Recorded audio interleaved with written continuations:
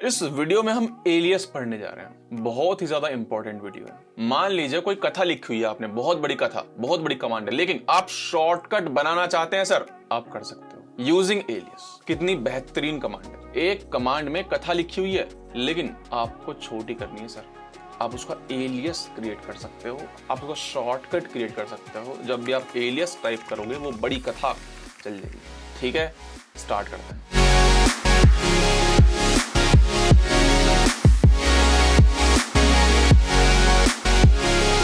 Course के starting में हमने टाइप कमांड देखी थी, है ना।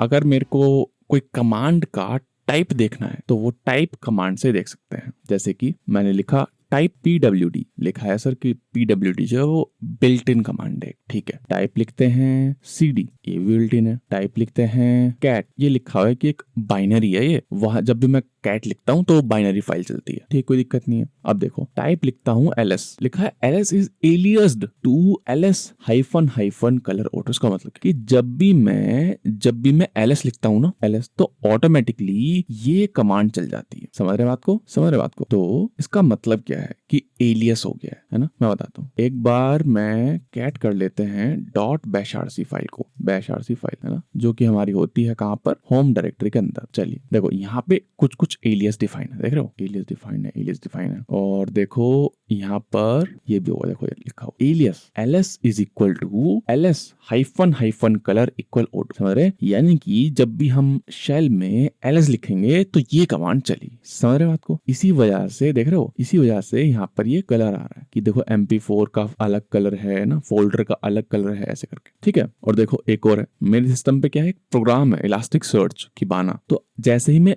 इलास्टिक लिखूंगा ना तो ये बाइनरी चल जाएगी पूरी की पूरी। देखो मैंने पा डाल रखा है। ठीक है, तो कहीं भी मैं इलास्टिक लिखूंगा तो इलास्टिक सर्च की बाइनरी चल जाएगी, कीबाना की बाइनरी चल जाएगी। अब जैसे मान लीजिए आपको कोई शॉर्टकट लिखना है, जैसे कि कोई IDE है आपके लिनक्स डिस्ट्रीब्यूशन पे, तो आप चाहते नहीं है कि हाँ भी मैं जाऊं सर्च करूं फलाना ढिमकाना, ये नहीं, टर्मिनल खोला आपने, बस टाइप कर दिया शॉर्टकट और वो खुल जाएगा। तो आप वो एलियस की हेल्प से कर सकते हैं। या फिर मान लीजिए आप क्या करना चाहते हैं, मैं बताता हूँ। ls किया मैंने, देखो, और आप कोट्स लिख रहे हैं कुछ। ठीक है, कोट्स लिख रहे हैं, कोट्स। तो पहला आपने कोट लिखा है यहाँ पे, फिर दूसरा आपने लिखा, आपने सेव कर दिया। ठीक है, कोई दिक्कत वाली बात नहीं है। तो जब भी आप मान लेते हैं अपना सिस्टम चलाते हैं, ठीक है, और एक बार आप पढ़ना चाहते हैं कि हाँ भाई कोट्स क्या क्या लिखे हैं, तो आपको करना पड़ेगा, पहले आपको देखना पड़ेगा किस डायरेक्टरी में है। जैसे मान लीजिए यहाँ पे होम डायरेक्टरी में पड़े हैं फिलहाल, लेकिन आप मूव कर सकते हैं इसको कहाँ पे, डॉक्यूमेंट्स के अंदर, राइट। तो आप क्या करेंगे, जैसे हम कर लेते हैं इसको, मूव कर लेते हैं कोट्स को डॉक्यूमेंट्स के अंदर। ठीक है,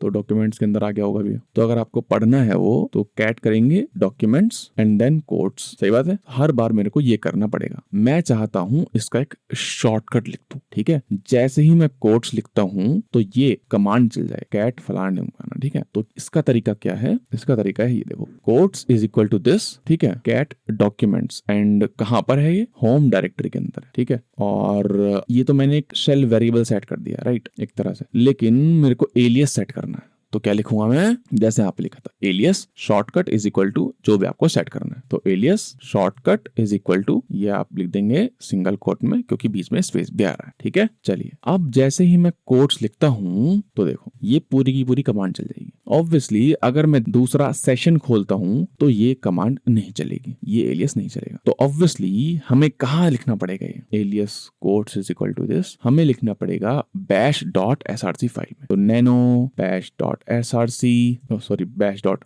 rc।